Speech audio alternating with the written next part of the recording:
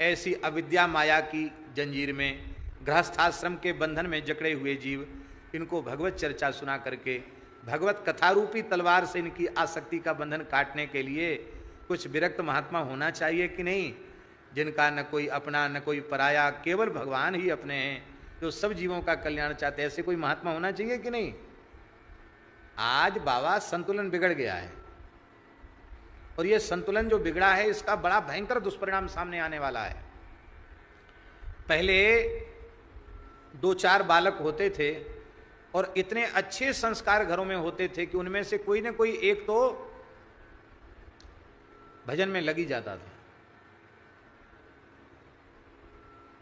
अब एक ही है, और अब ये हो गया कि चाहे लड़की हो चाहे लड़का हो। पहले तो ये भी था कुछ समय पहले तक कि लड़का होना चाहिए, लड़की की कोई बात नहीं, लड़का होना चाहिए। अब ये नहीं, अब लड़की लड़का एक समान, लड़की हो गई तो भी ठीक है, लड़का हो गया तो भी ठीक है।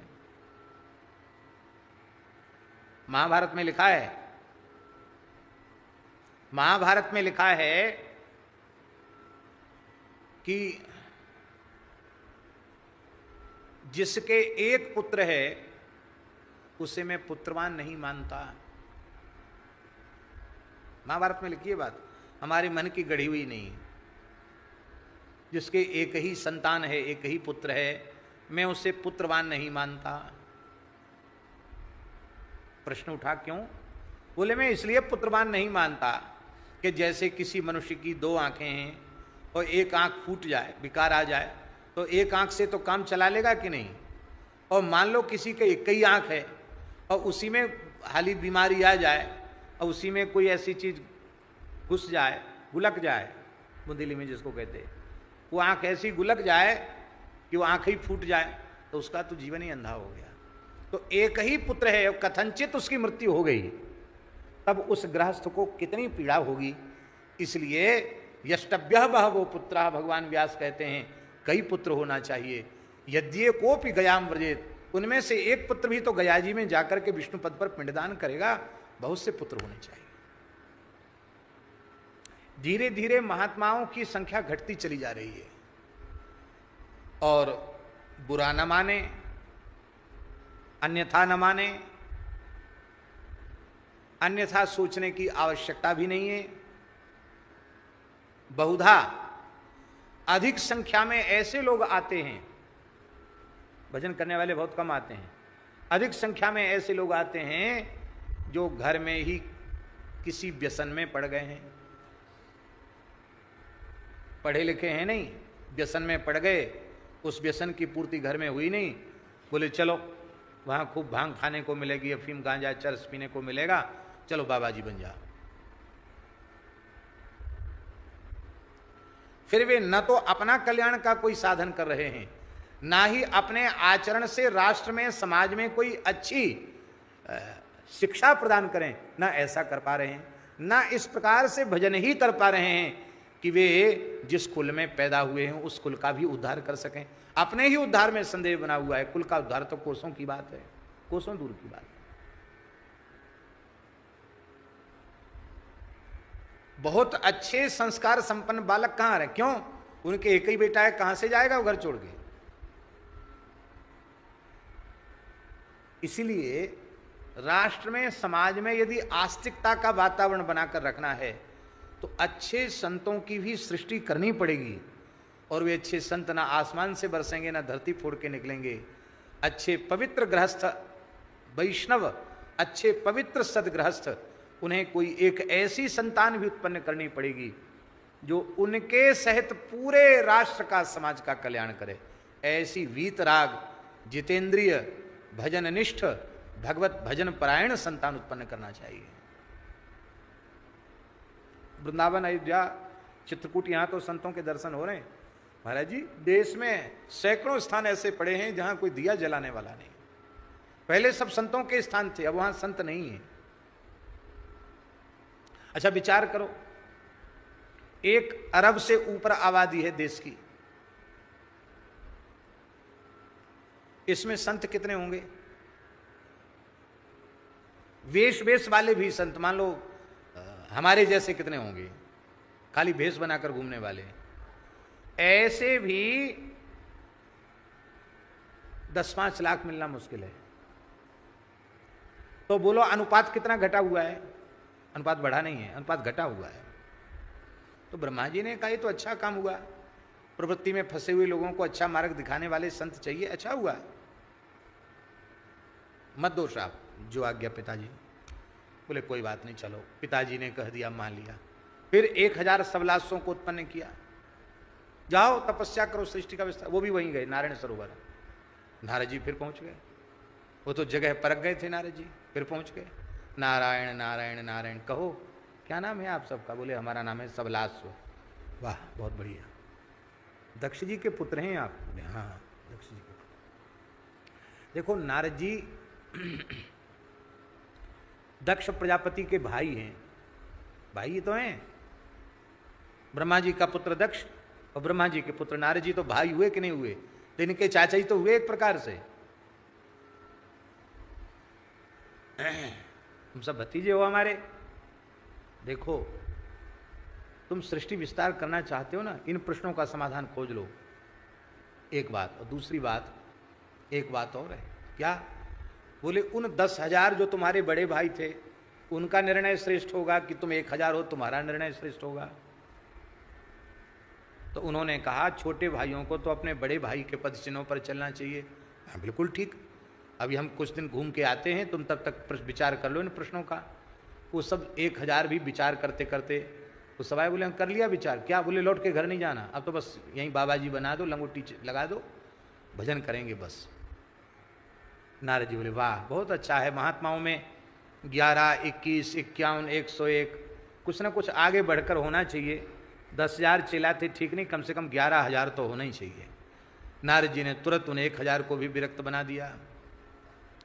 अब तो महाराज दक्ष प्रजापति क्रोध में तिलमिला उठे। बोले अब चाहे पिताजी आ जाएं चाहे कोई, अब नहीं मानेंगे हम, अब तो हम देंगे नारद जी को साथ। अरे हमारे वंशनाश के लिए पीछे पड़े हैं, एक के भी बच्चे को लौट के आने नहीं देते, पता नहीं क्या पट्टी पढ़ा देते हैं। क्रोध में तिलमिला रहे थे दक्ष। उसी समय नारद जी सामने आ गए, नारायण नारायण नारायण करते हुए, जैसे प्रचंड प्रज्वलित अग्नि में घी पड़ जाए और भभका मारे आग। वही काम नारद जी ने किया। वो क्रोध में तो तिलमिला ही रहे, तो नारद जी और आ गए। ओ तो नारद जी को गालियां बकना शुरू किया। अहो असाधो साधु नाम साधु लिंगेन नस्त्वया असाध्व कार्यर्भकाणाम भिक्षो मार्ग प्रदर्शिता। अहो असाधो। जब कोई महात्माओं पर नाराज होता तो ये कहता है झूठ मूठ का पाखंडी जैसा भेष बना रखा है, कुछ नहीं, काय का साधु। वही दक्ष भाषा बोल रहे हैं। किस बात का साधु है? अरे अहो असाधो, अरे दुष्ट शिरोमणे असाधु करते हैं। साधु लिंगेन, वेशभूषा तो संत की बना रखी है, काम महादुष्ट का किया आपने, तुमने कितना बुरा काम किया। छोटे छोटे बच्चे थे, उनको बाबा जी बना दिया, भिखारी बना दिया, जाने क्या क्या नहीं कहा। उसमें एक बात तो ऐसी कह दी दक्ष ने। वे कहते हैं कि नानुभूय बीजानाति पुमान विषय तीक्ष्णताम। जब तक मनुष्य स्वयं विषय भोग नहीं करता तब तक उसे विषयों की कटुता का ज्ञान नहीं होता, और जब तक उसे कटुता का ज्ञान नहीं होता तब तक वैराग्य नहीं होता। तो अभी तो उन्होंने संसार में कुछ देखा ही नहीं था और उनको तुमने विरक्त बना दिया। ये बात ठीक नहीं है। क्यों ठीक नहीं है? इसलिए ठीक नहीं है क्योंकि यदि विषयों के भोग से कटुता का ज्ञान होता और वैराग्य होता तो संसार के सभी प्राणी विरक्त हो गए होते। पर यहां तो 100 जूते खाए तमाशा घुस के देखने वाली बात है। चाहे जितनी पीड़ा सहन करें, घर छोड़ने की बात आती नहीं मन में। कहां कटुता का अनुभव हुआ? इसलिए विरक्त महापुरुषों की चरण सन्निधि में रहकर सत्संग करने से, नाम जप करने से विवेक जागृत होता है, तब विषयों की कटुता का बोध होता है और फिर उनसे वैराग्य होता है। और दूसरी बात, कौन सा ऐसा विषय है जिसको अरबों खरबों बार हम भोग न चुके हों? ये पहला जन्म हुआ है क्या?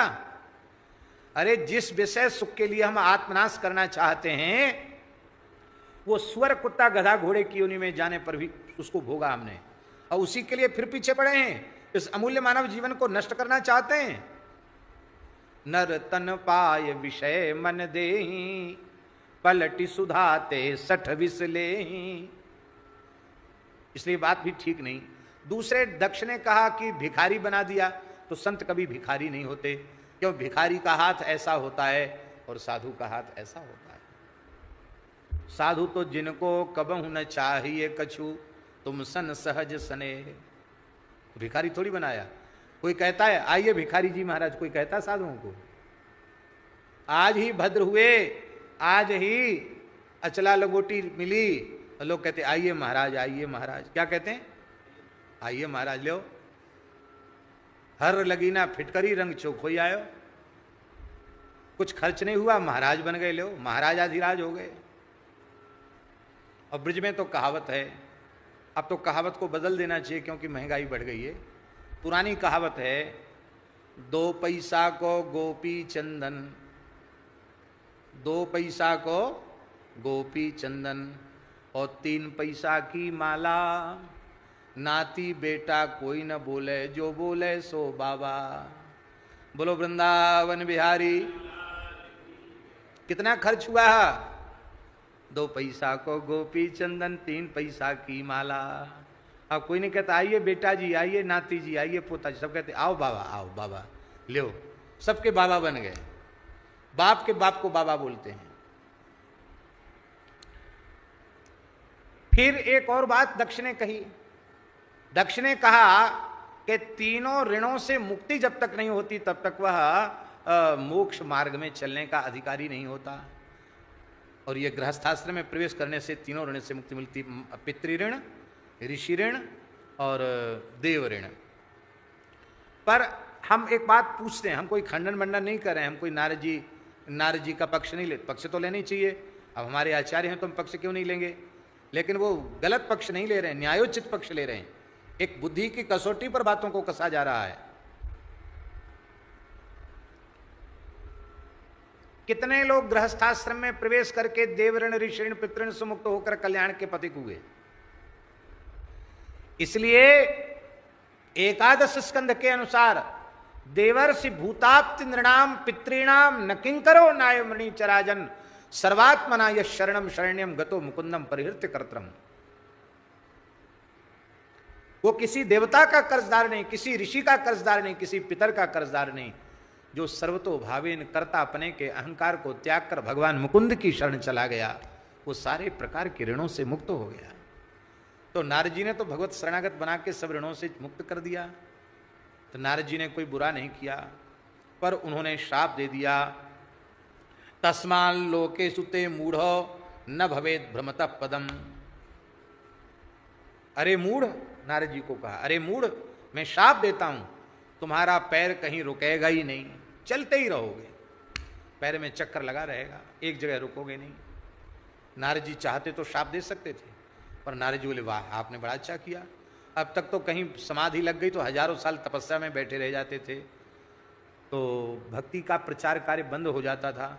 अब आपने कह दिया कि आप तो रोकोगे ही नहीं, तो जितना ज़्यादा घूमेंगे उतना ज़्यादा चेला बनाएंगे, उतना ज़्यादा लोगों को भजन में लगाएंगे। आपने तो बच्चे अच्छा ही किया, हमारा क्या बुरा किया।